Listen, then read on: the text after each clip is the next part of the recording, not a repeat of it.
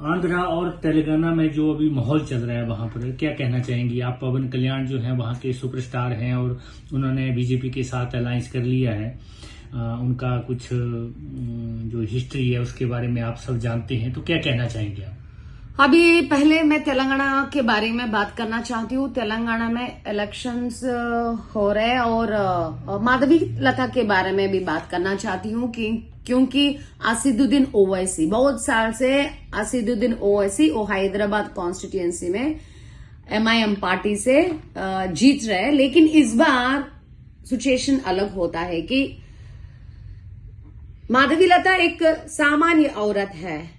माधवी लता इस बार बहुत उम्मीद से, बहुत हिम्मत से लड़ने के लिए तैयार हो गई और माधवी लता के पीछे नारी शक्ति है, पूरा हैदराबाद का औरत है वो है और भाजपा का महिला नेता है और हम भी हैं दिल्ली से, क्योंकि हम तेलंगाना को ज्यादा पत्रकार का काम किया और इस बार माधवी लता जीतती है क्योंकि ओवैसी के बारे में आपको पता है। ओवैसी ये भी एक बहुत बड़ा शैतान है क्योंकि old city is popularly known as mini Pakistan.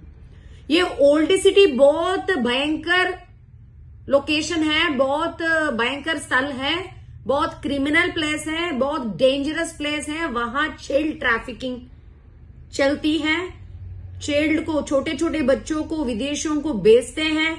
औरत वुमेन ट्रैफिकिंग भी होती है, औरत को बेचते हैं। आपको पता है trafficking is nothing but sending kids, ladies to other countries, जैसा दुबई, और गुलामगिरी करने के लिए। पता भी नहीं चलता पुलिस को भी, और पुलिस भी डरते हैं उस जगह में पैर डालने के लिए क्योंकि ओवैसी का जो टीम है, ओवैसी का जो बैकग्राउंड है वो क्रिमिनल बैकग्राउंड है। 2014 से पहले तो मान सकते हैं हम कि वो सक्रिय रहे होंगे, लेकिन जब से हमारे प्रधानमंत्री मोदी जी ने देश की बागडोर संभाली उसके बाद भी वहां पर इसी तरह से खेल चल रहा है।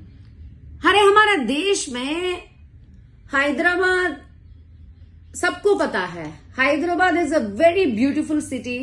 निजाम्स जो कंस्ट्रक्शन है वो रहता है। Hyderabad is famous for biryani, Hyderabad is famous for Irani chai, Hyderabad is famous for temple, Hyderabad is famous for business corporatism, Hyderabad is famous for Tollywood, Hyderabad is famous for fashion, Hyderabad is famous for media. Hyderabad सब ऑल इन वन है, A to Z है। Hyderabad real estate अच्छा रहता है, infrastructure अच्छा रहता है, temples अच्छा रहता है और Hyderabad is a very good place for earning also, क्योंकि जैसा दिल्ली है वैसा हैदराबाद है और मुंबई जैसा है वैसा हैदराबाद है। सो लोग डिफरेंट जनता उधर रहकर उसका रोजगार करते, मीडिया में ज्यादा अपॉर्चुनिटीज रहते हैं, फिल्म इंडस्ट्री में रहते हैं, रियल एस्टेट में रहते हैं, इसीलिए हैदराबाद में रहना बहुत आसान है। लेकिन जो बातें आपने कही हैं असदुद्दीन को लेके, वो क्या सही है? क्या अब तो बिल्कुल जो अरे बहुत पुराना बात है भाई। हम है तो 15 साल पत्रकार का काम किया, सीनियर जर्नलिस्ट थी मैं। हमारा टीवी डिबेट्स में भी इसके बारे में बहुत बार मैं वुमेन्स विंडो बोल के बहुत बड़ा औरतों का डिबेट करती थी जब मैं CVR न्यूज में काम करती थी।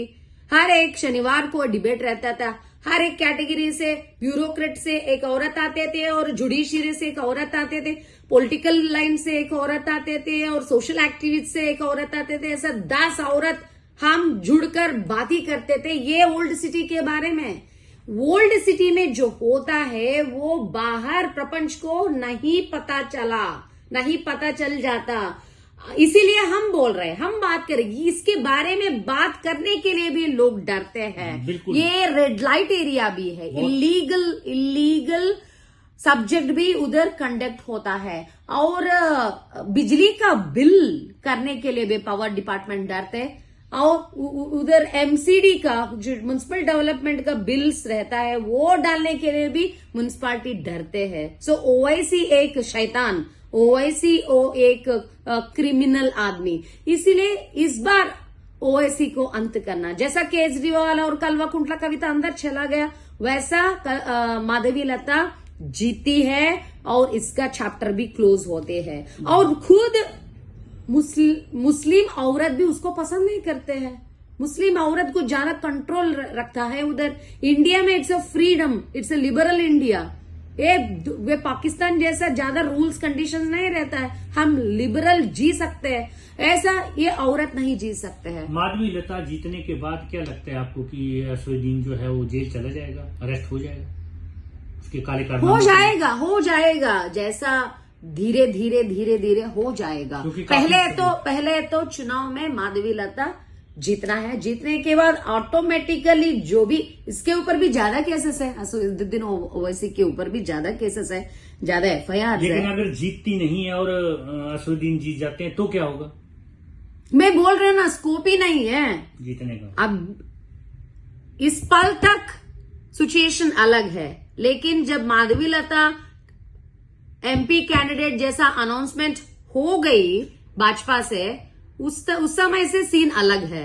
इस बार उसका गेम नहीं होता। माधवी लता जीतना है और जीत जाएगी पक्का 100%। वो कमिंग टू आंध्रा इलेक्शंस, अभी आंध्रा इलेक्शंस में ये एमएलए और एमपी दोनों एक ही बार हो रहे हैं। तेलंगाना में एमएलए हो गया और एमपी का हो रहा है। इस बार आंध्रा में पवन कल्याण जनसेना पार्टी का अध्यक्ष है और चंद्रबाबू नायडू तेलुगु देशम पार्टी का अध्यक्ष है और भारतीय जनता पार्टी हमारा मोदी जी, ये तीनों पार्टी मिलकर नेशनल डेमोक्रेटिक अलायंस के अंदर चुनाव लड़ने के लिए तैयार हो रहे हैं। और मैं पक्का बोल सकती हूं कि 100% एनडीए अलायंस जीत जाते और हमारा ये त्रिकोण बोलते हैं ना इसको, ट्रायंगल पार्टी का विनिंग पक्का होते हैं। और उधर भारतीय जनता पार्टी, जनसेना और तेलुगु देशम पार्टी मिलकर सरकार बनाते हैं। बहुत बहुत धन्यवाद, थैंक यू। जय श्री राम।